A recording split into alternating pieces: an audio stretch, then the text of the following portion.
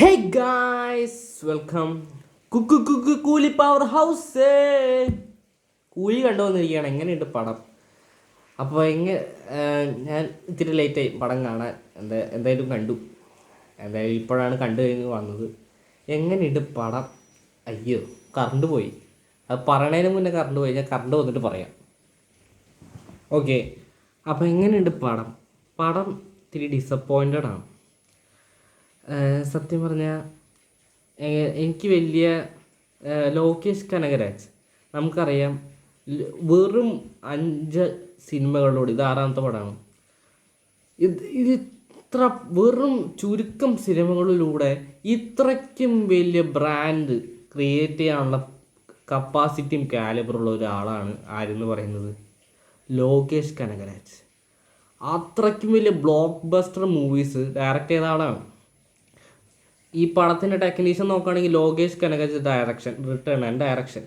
പിന്നെ അടുത്തത് ഗിരീഷ് ഗംഗാധരൻ സിനിമാറ്റോഗ്രഫി. പിന്നെ എഡിറ്റർ ഫിലിമിനോ രാജ്. പിന്നെ മ്യൂസിക് അനിരുദ്ധ്. പിന്നെ ആക്ഷൻ അൻപരിവ്.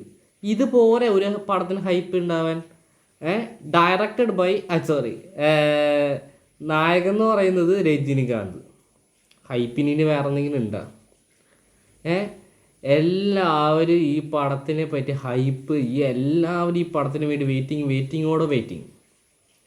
അവസാനം പടം ഇറങ്ങി കണ്ടു. പടം കണ്ടപ്പോൾ പടം കണ്ടു കഴിഞ്ഞതിന് ശേഷം അത്ര പോരാ എന്ന് എനിക്ക് തോന്നി. കാരണം എന്താ വെച്ച് കഴിഞ്ഞാൽ ഇതിലത്തെ കുറേ സീനുകൾ ആവശ്യമില്ലാത്ത സീനുകളും കുറച്ച് നല്ല നല്ല സീനുകളുണ്ട്, ഇല്ല എന്ന് തന്നെ പറയുന്നില്ല. അത്യാവശ്യം കുഴപ്പമില്ലാത്ത മോശപ്പടം അല്ല, കുഴപ്പമില്ലാത്ത പടമാണ്. അപ്പോൾ കുറേ ആവശ്യമില്ലാത്ത സീനും അത്യാവശ്യം കുറച്ച് നല്ല സീനുകളുള്ള പടമാണ്. അപ്പോൾ ഈ പടം കുറേ അധികം ലാഗും പിന്നെ എടുത്ത് പറയാനുള്ള സീനില്ല. മനസ്സിലായില്ലേ? എടുത്ത് പറയാൻ നമ്മൾ ലിയോയിൽ നോക്കുകയാണെങ്കിൽ കോഫി ഷോപ്പ് ഫൈറ്റും മറക്കാൻ പറ്റില്ല. അത്രയ്ക്കും റീവാച്ച് വാല്യൂ ഉള്ള പടങ്ങളാണ് പുള്ളി ഡയറക്റ്റ് ചെയ്തിരിക്കുന്നത് Lokesh Kanagaraj. Coffee shop fight, പിന്നെ അത് കഴിഞ്ഞിട്ടുള്ള ഫൈറ്റ്, പിന്നെ ലിയോൻ്റെ എൻട്രി,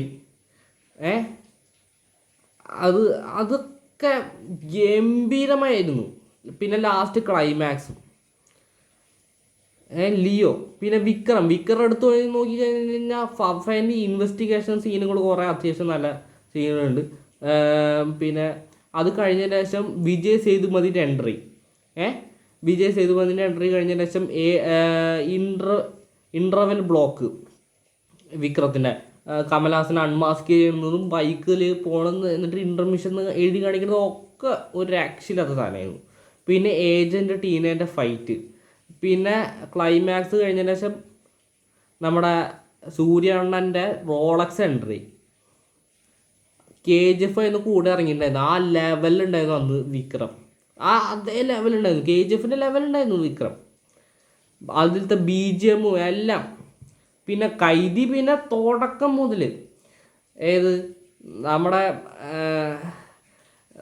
നമ്മുടെ കാർത്തി അണ്ണനെ കാണിച്ചിട്ട് അവസാനം വരെ പടം പോണ പോക്കുണ്ട്. ഒറ്റ രാത്രി തൊട്ട് ലാഗില്ലാതെ, ആവശ്യമില്ലാത്ത അൺവാണ്ടഡ് സീനൊന്നുമില്ലാതെ യൂസ് ചെയ്യാതെ പടം പോണ പോക്ക്.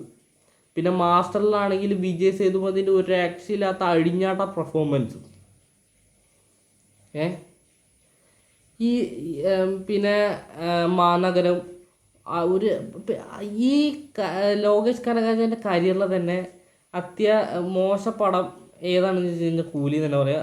ഈ പടത്തിൻ്റെ ഒന്നും എത്തിയിട്ടില്ല ഈ പടം. മനസ്സിലായില്ലേ?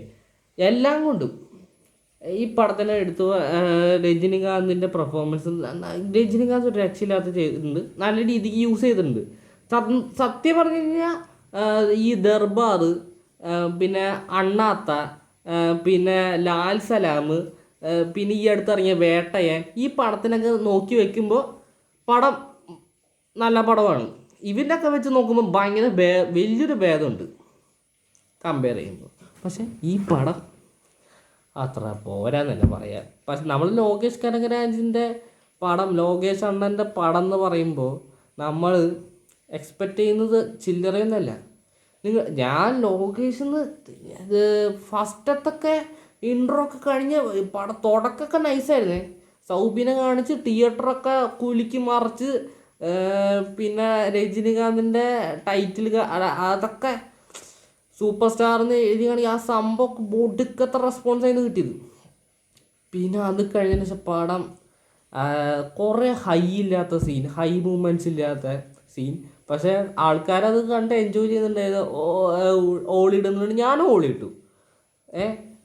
വെറുതെ ആ ഓളത്തിനൊപ്പം പോകുന്നുണ്ട്, സംഭവം പോകുന്നുണ്ട്. പക്ഷേ ഒരു ഇത് കിട്ടുന്നില്ല, ഒരു വൈബ് കിട്ടുന്നില്ല. അപ്പോൾ ഇത് വീണ്ടും അത് വന്നു. അപ്പോൾ എന്തൊക്കെയായാലും അത്യാവശ്യം കുഴപ്പമില്ലാത്ത എന്താണ് ഈ കറണ്ട് പോണം, അത് ക്ഷമിക്കണം കേട്ടോ ഗൈസ്. അപ്പോൾ എന്തൊക്കെയായാലും അത്യാവശ്യം കുഴപ്പമില്ലാത്ത ഒരു പടമാണ്. നിങ്ങൾക്ക് കാണാം. വൺ ടൈം വാച്ചബിളാണ്, റിപ്പീറ്റ് വാല്യൂ ഇല്ലാത്തൊരു പടമാണ്.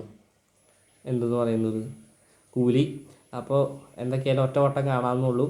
അപ്പോൾ എന്തൊക്കെയായാലും അതുവരെയ്ക്കും bye bye guys, bye bye, thank you. എന്തായാലും പറ്റുകയാണെങ്കിൽ വാറൊന്നും പറ്റുകയാണെങ്കിൽ കാണാൻ പറ്റണേ. Okay, thank you, bye by.